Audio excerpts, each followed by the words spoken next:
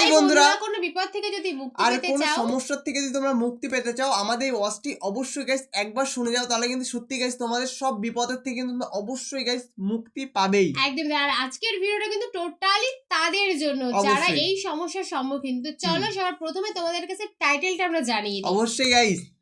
তো বলছে মনের আশা পূরণ এবং সব ধরনের বিপদ থেকে মুক্তি পেতে এই আলমটি একবার করুন, মানে কোন আলমটি তোমরা একবার করবে সেটা অবশ্যই গাইস এই ওয়াজের মাধ্যমে কিন্তু হুজুর আমাদের বলে দেবে। একদম। তো যারা আমাদের চ্যানেলে ফার্স্ট টাইম ভিজিট করছো, প্লিজ গাইস সেটাকে সাবস্ক্রাইব আর করে 5 দিও, টাকা বেল আইকনটি অল all করে করে দিও দিও। নিত্য নতুন ভিডিও গাইস সবার আগে আমাদের চ্যানেল থেকে আপডেট পাওয়ার জন্য। তো চলো আজকের ভিডিওর মূল যে বিষয়, সেই বিষয়ের সাথে আমরা মানে দেখতে থাকি যে কি বিষয় কি বৃত্তান্ত হতে চলেছে। তো আমাদের মেইন ভিডিও কিন্তু ডেস্ক্রিপশন বক্সে চলে আসবে, প্লিজ গাইস তোমরা ওখান থেকে চেক আউট করে নিও। তো চলো গাইস আজকের ভিডিওটি দেখা যাক। সমাধান চাও যদি জীবনে মরণে ফিরে যাও খুঁজে নাও চোখ রাখো কোরআনে। পড়েন সবাই, সমাধান ফিরে যাও খুঁজে নাও চোখ রাখো কোরআনে। If you want the solution this দুনিয়া এন্ড আখিরা, go back have a look to the holy কোরআনে। Islamic media TV, Islamic media Quran হাদিসের কথা বলে। তাকদি হাজাত কারিহা, যে সূরা তেলাওয়াত করে ওই তেলাওয়াতকারীর যে হাজত আছে, প্রয়োজন আছে, এই সূরার বরকতে আল্লাহ তার প্রয়োজন পূরণ করে দেয়। অবশ্যই আমাদের জীবনে প্রয়োজন আছে না নাই? কার কাছে চাইবো? আল্লাহর কাছে। বিপদে পড়লে কারে বলবো? আমরা বিপদে পড়লে প্রথমে শেয়ার দেই ফেসবুকে। হ্যাঁ, এটা কিন্তু মানুষ এটা এখন শেয়ার বেশি করে। আগে শেয়ার দিব কার কাছে? মনে থাকবে? বিপদে পড়লে ফেসবুকে শেয়ার দিব না, বন্ধুরে শেয়ার করব না, বউয়ের কাছেও পরে শেয়ার করব, আগে শেয়ার করব কার কাছে? মনে থাকবে? এজন্য বিশ্বনবী বলতেন এই সূরার নাম সূরাতুল কাদিয়া, মানুষের হাজত পূরণ করে দেয়। এই সূরা তেলাওয়াত করে যদি আপনি আল্লাহর কাছে কোনো বিপদ থেকে পানা চান অথবা কোনো প্রয়োজন নিয়ে দোয়া করেন, সূরার বরকতে প্রয়োজনটা পূর্ণ করে দেয় কে? কেউ যেটা পারে না পারে কে? কেউ যেটা দেয় না দেয় কে? কেউ যেটা শোনে না শোনে কে? তাহলে পেলাম সূরাতুল কাদিয়া। আরেকটা নাম আছে সূরার, সেটা হচ্ছে সূরাতুল আযীমা, সুমহান সূরা। কি সূরা? সুমহান, আযীমা।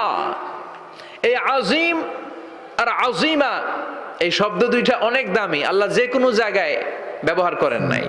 বিশ্বনবীর চরিত্রের উপমা দিতে যে আল্লাহ আযীম শব্দ বলেছেন, তাই না? রব্বুল আলামিন বলেন ওয়া ইন্নাকা লাআলা খুলুকিন আযীম। ও নবী, সাধারণ কোন চরিত্র আপনারে আমি দেই নাই, আপনারে আমি দিয়েছি আযীম একটা চরিত্র, খুলুকুন আযীম। And verily indeed you are on a very good standard of character. অসাধারণ চরিত্র দিয়েছি। বিশ্বনবীর চরিত্র বুঝাতে যে আল্লাহ কি শব্দ ব্যবহার করেছেন?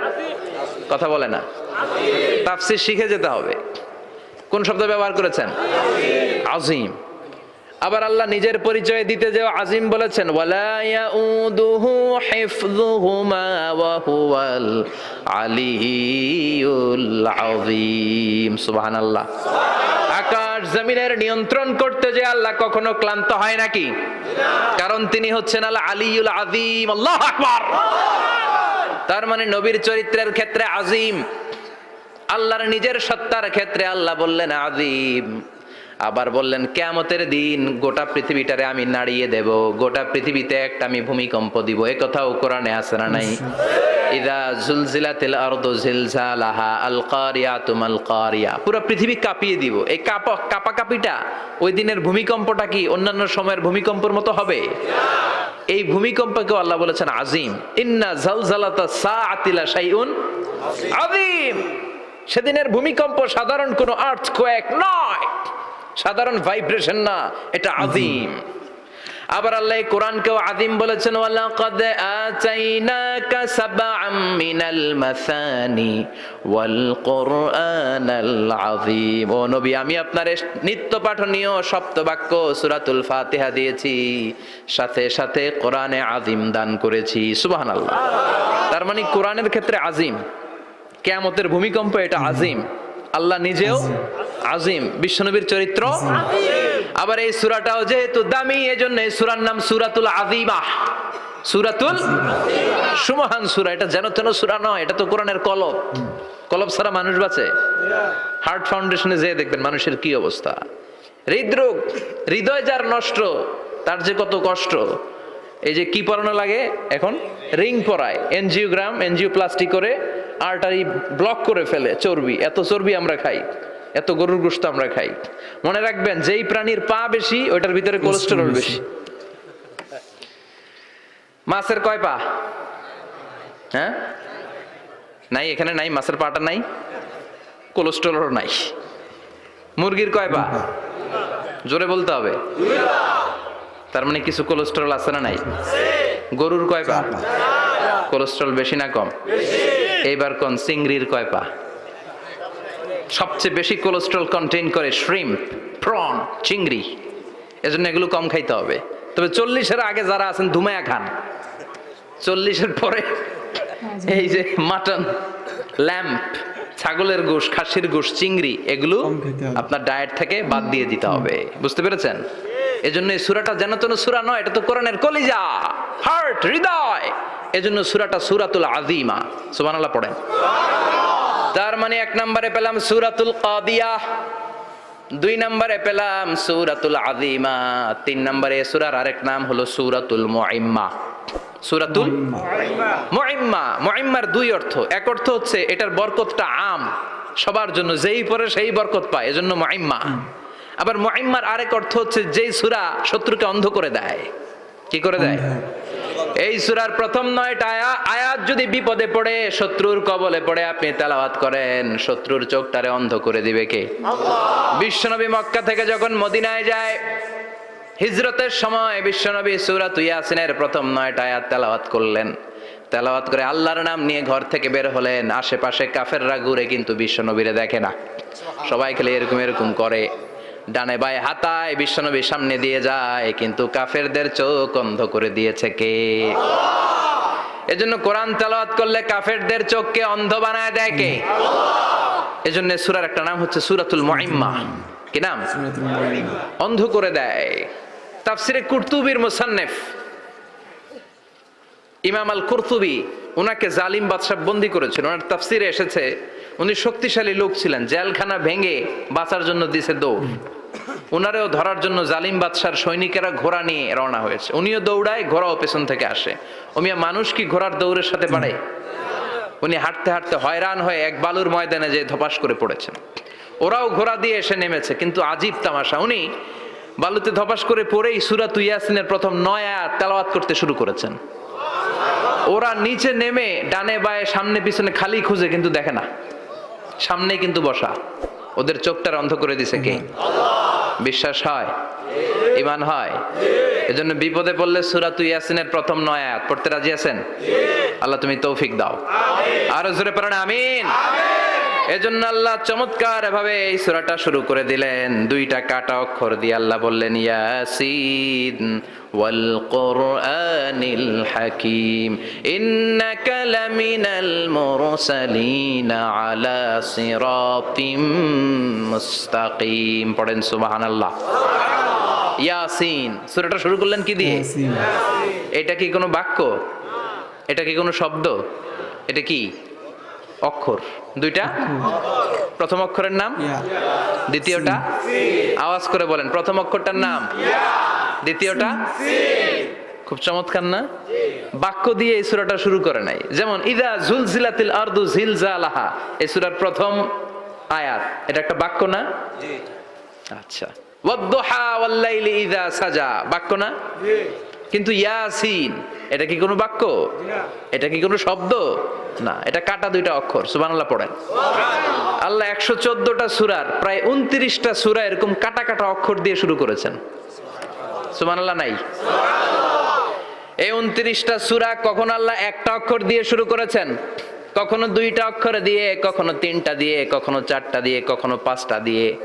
একটা অক্ষর দিয়ে আল্লাহ কোরআনের সূরা শুরু করেছেন। এরকম একটা সূরা বলেন, নুন ওয়াল কলামি ওয়া মা ইয়াসতুরুন।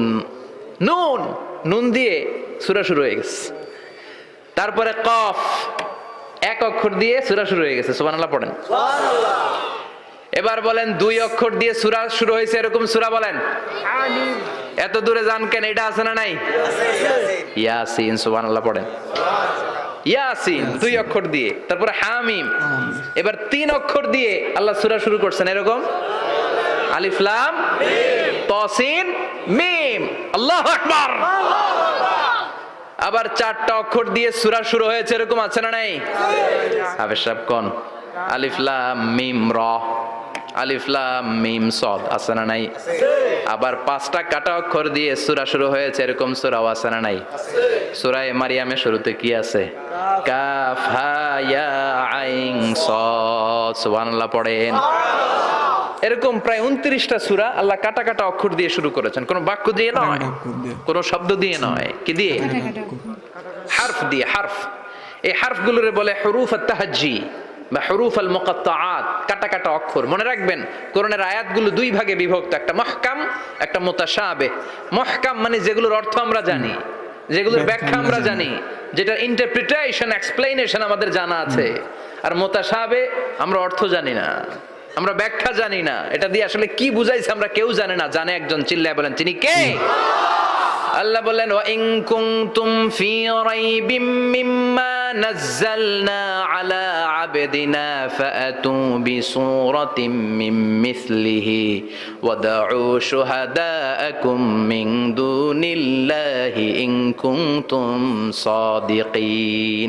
আল্লাহ বললেন ও জাহেলি যুগের লোকেরা, শোনো শোনো, এত আরবি কবিতা বানাতে পারো, এত গল্প লিখতে পারো, আরবিতে এত নোবেল বানাতে পারো, উপন্যাস বানাতে পারো, আর্টিকেল লিখতে পারো, আমার নবীর উপর যে কোরআন আমি নাজিল করেছি এই কোরআনের ব্যাপারে অন্তরে যদি কোনো সন্দেহ থাকে, বাপের বেটা হলে পারলে কোরআনের মতো একটা সূরা বানিয়ে নিয়ে আসো।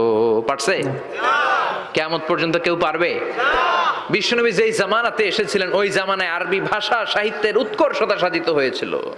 আরবি ভাষার এতটা উৎকর্ষ পৃথিবী কখনো দেখে নাই। কবিতা, গদ্য, পদ্য, গল্প, উপন্যাস, রচনা, প্রবন্ধ, আর্টিকেলের শয়লাভ। এই ভাষা সাহিত্যিকদের চোখে আঙ্গুল দিয়ে আল্লাহ বুঝাতে চাইলেন, এত অর্থ করতে পারো, এত ব্যাখ্যা জানো, এত বড় বড় বুলিয়া ওড়াও, এত কিছু তুমি জানো, তাহলে বলো ইয়াসিন অর্থ কি? সুবহানাল্লাহ কইবেন না? তাইলে বল নুন অর্থ কি? কফ মানে কি? আলিফ লাম রা মানে কি? ফাবুহিতাল্লাযী কাফার। কেউ জানে না, কেউ উত্তর দিতে পারে না। কোন সুবহানাল্লাহ। এটা কোরআনের মুজিজা, এটার অর্থ কেউ জানে না। আর এগুলোর অর্থ নিয়ে খোঁচাখুচি করা, মুফাসসিরিন ইকরাম এগুলোর কিছু অর্থ সম্ভাব্য বলার চেষ্টা করেছেন। যেমন ইয়াসিনের অর্থ ইবনে আব্বাস বলেছেন এর অর্থ হতে পারে ইয়া ইনসান, হে মানুষ। সুবহানাল্লাহ পড়েন।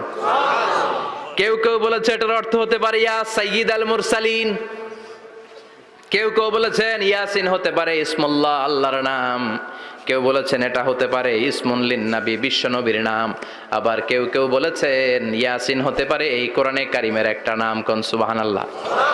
এই সম্ভাব্য সব কথাগুলো বলে পৃথিবীর সব মুফাসসিররা বলতে বাধ্য হয়েছেন আল্লাহু আ'লামু বিমুরাদিহি বিহি। এটার দ্বারা আসল অর্থ যে কি এটা আমরা কেউ জানি না। জানে কে? চিৎকার করে বলতে হবে, জানে কে? তাহলে ইয়াসিন মানে আমরা জানি না। ইয়াসিনের অর্থ আমরা ছেড়ে দেব কার উপর? এরপর আল্লাহ বললেন ওয়াল কুরআনিল হাকীম, প্রজ্ঞাময় বিজ্ঞানময় কোরআনের শপথ। ওয়াল কুরআনিল হাকীম, বিজ্ঞানময় প্রজ্ঞাময় কোরআনের শপথ বা কসম। ওয়াল কুরআনিল হাকীমে যে ওয়া, এই ওয়াটারে আরবিতে বলে ওয়া আল কাসামিয়া। কি বলে? ওয়া আল কাসামিয়া। কসম কাটার জন্য আল্লাহ এই ওয়া ব্যবহার করেছেন। যত জায়গায় কোরআনে আল্লাহ কসম কেটেছেন ওই কসমের শব্দটার আগে ওয়া আছে না নাই? ও মিয়া, কোরআনে আল্লাহ সময়ের শপথ করেছেন, কসম কেটেছেন, যুগের কসম কেটেছেন। যুগের সময়ের আরবি হলো আল আসর। এই আসরের আগে ওয়া আছে না নাই? কি বলছে আল্লাহ? ওয়াল আসর, ওয়াল। আবার 3 ফলের কসম আল্লাহ কোরআনে কেটেছেন। কি বলেছেন? ওয়াত্তিন মানে 3-এর কসম। জাইতুনের কসম কেটেছেন, বলেছেন ওয়াজ জাইতুন। তুর পাহাড়ের কসম কেটেছেন, বলেছেন ওয়া তুর সিনিন। যত জায়গায় কসম তত জায়গায় ওয়াও আছে না নাই? পাহাড়ের নামে কসম কেটেছেন, আল্লাহ বলেছেন ওয়া তুর। সূর্যের নামে কসম কেটেছেন, আল্লাহ বলেছেন ওয়াশ শামসি ওয়া দুহাহা। সুবহানাল্লাহ কইবেন না? ফজরের নামে কসম কেটেছেন, কি বলেছেন? ওয়াল ফাজর। জিলহজ মাসের প্রথম 10 রাতের কসম কেটেছেন, কি বলেছেন? ওয়া লায়ালিন আশর। জোর আর বেজরের কসম কেটেছেন। আল্লাহ বলেছেন ওয়াশফাই ওয়াল ওয়াতর। সূরা ইয়াসিনে কাটা কাটা 2টা অক্ষরের পরে রব্বুল আলামিন কোরআনের কসম কেটেছেন। এজন্য আল্লাহ বলেছেন ইয়াসিন ওয়াল কোরআনিল হাকীম। যাদের হৃদয়ে আছে আল্লাহর ভয়, তারা কভু পথ ভুলে যায় না। আল্লাহর প্রেম ছাড়া এই দুনিয়ায় কারো কাছে কোনো কিছু চায় না। রাতের আধারে যারা সেজদাতেরা। সত্যি ভিডিওটা কিন্তু সত্যি অনেক সুন্দর ছিল, আর হুজুর কিন্তু অনেক ভালোভাবে কিন্তু আমাদেরকে অনেক মানে বুঝালো যে কি অনেক করলে কিছু। কি হবে বা কি করলে কি হবে না, সেগুলো কিন্তু মানে ন্যায়ের পথে কি করে আসতে হবে, আল্লাহর নাম মানে নাম করলে তোমার কি হবে, সেগুলো কিন্তু একদম। অবশ্যই গাইস হুজুর কিন্তু আমাদের ভালোভাবে বোঝালো। এমনকি এমন এমন কথা আছে যেগুলো তোমরা যদি ভেঙে ভেঙে ভেঙে ভেঙে করো, মানে সেই কাজগুলো আর কি, তবে কিন্তু তোমাদের অনেক ভালো, মানে তোমরা অনেক ভালোর পথে চলতে পারবে, অবশ্যই। অনেক ভালো কিছু তোমাদের সাথে হতে পারবে। তো ভিডিওটা কিন্তু এটাই ছিল, মানে আমাদের যে টাইটেলটা ছিল যে তোমরা যদি কখনো কোনো বিপদে পড়ো বা কোনো সমস্যা যদি সম্মুখীন মানে হয়ে পড়ো, আর মানে অটোমেটিক, তো তোমরা কি করবে, আর তোমরা সেইগুলো কিন্তু হুজুর কিন্তু আজকে ভালো করে বোঝালো যে কি কি করলে তোমাদের সেই সমস্যার থেকে তোমরা সমাধান পাবে। তো অবশ্যই গাইস কমেন্টে জানিও যে ভিডিওটি তোমাদের কেমন লাগলো। একদম। আর যদি ভালো লেগে থাকে তো অবশ্যই লাইক কমেন্ট আর শেয়ার করে দিও আমাদের ভিডিওটা। অবশ্যই। আর নেক্সট তোমরা কি ধরনের ভিডিও দেখতে চাও সেটা অবশ্যই আমাদের কমেন্ট সেকশনে কারণ তোমাদের জানিও। একটা কমেন্ট হবে আমাদের পরবর্তী ভিডিওতে। প্লিজ গাইস তোমরা যত বেশি কমেন্ট করবে আমরা এরকম ধরনের ভিডিও নিয়ে চলে আসবো। একদম। আর আমাদের এই হুজুরকে মানে তোমরা কারা কারা বেশি পরিমাণে পছন্দ করো তো অবশ্যই একবার তাদের নামগুলো লিখে যেও। অবশ্যই। চলো গাইস আজকের মতন এখানেই বাই টাটা। বাই।